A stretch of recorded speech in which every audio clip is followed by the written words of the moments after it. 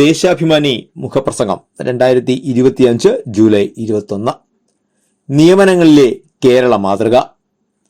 നമ്മൾ ഇന്ന് ജീവിക്കുന്ന കേരളത്തിൽ എല്ലാ മേഖലയിലും ജനകീയ സർക്കാരിന്റെ കരുതലോടെയുള്ള ഇടപെടലുകൾ നടക്കുന്നുണ്ട്.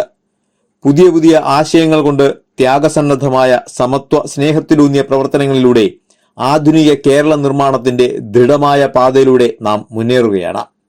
ആരോഗ്യ, വിദ്യാഭ്യാസ, വ്യവസായ രംഗങ്ങളിലെല്ലാം വിപ്ലവകരമായ മാറ്റങ്ങൾ സംഭവിക്കുന്നു.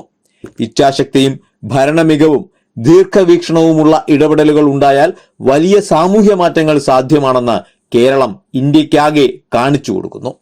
എത്രയെത്ര മേഖലകളിൽ കേരളം ഒന്നാമതാണെന്ന് കേന്ദ്ര സർക്കാരിന്റെ ഔദ്യോഗിക ഏജൻസികൾ തന്നെ അംഗീകരിച്ചിരിക്കുന്നു.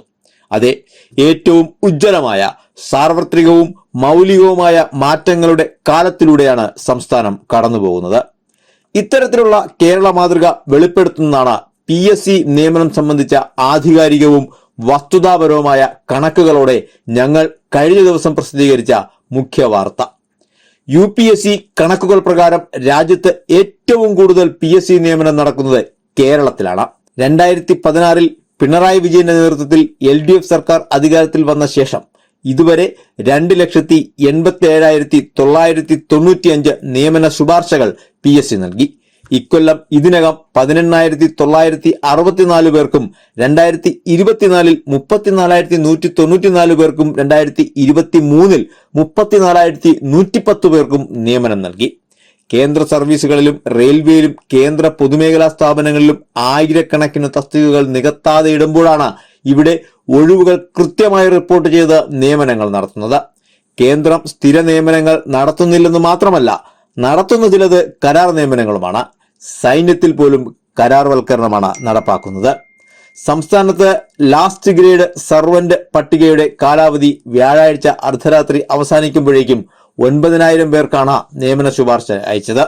പട്ടികയുടെ കാലാവധി തീരുന്ന അവസാന 24 മണിക്കൂറിൽ പോലും 1,200 ഒഴിവുകളിൽ നിയമനത്തിന് PSC സാധ്യത കണ്ടെത്തി. അർദ്ധരാത്രി വരെ നീണ്ട ഭഗീരഥ യത്നത്തിൽ ലാസ്റ്റ് ഗ്രേഡ് നിയമനത്തിന്റെ ആ പട്ടികയിൽ നിന്ന് നിയമിക്കാവുന്ന അവസാന ഒഴിവും കണ്ടെത്തി ശുപാർശ നൽകി. പിറ്റേന്ന് തന്നെ ഈ വിഭാഗത്തിലെ പുതിയ റാങ്ക് പട്ടികയും പ്രസിദ്ധീകരിച്ചു. പ്രത്യേക ഡ്രൈവിലൂടെ തദ്ദേശ വകുപ്പിലും വ്യാഴാഴ്ച ഒറ്റ ദിവസം കൊണ്ട് 42 ഒഴിവുകൾ റിപ്പോർട്ട് ചെയ്തു. വ്യാഴാഴ്ച കാലാവധി അവസാനിച്ച പട്ടികയിലാണ് ഇതും. ഒരാഴ്ചയ്ക്കകം 433 ഒഴിവുകൾ കൂടി റിപ്പോർട്ട് ചെയ്യും. സാമ്പത്തിക സാമൂഹിക വികാസത്തിന്റെ അനേകം മേഖലകളിൽ എന്ന പോലെ PSC നിയമനത്തിലും കേരളം ഒന്നാമതാണെന്ന് വ്യക്തമാക്കുന്നതാണ് മുകളിൽ ചൂണ്ടിക്കാട്ടിയ വസ്തുതകൾ. ഭരണഘടനാനുസൃതമായി എല്ലാ പൊതു നിയമനങ്ങളും PSC വഴി നടക്കണമെന്ന LDF സർക്കാരിന്റെ കൃത്യമായ നിലപാടാണ് കേരളത്തിൽ നിയമനം നല്ല നിലയിൽ നടക്കാൻ സാഹചര്യമൊരുക്കുന്നത്.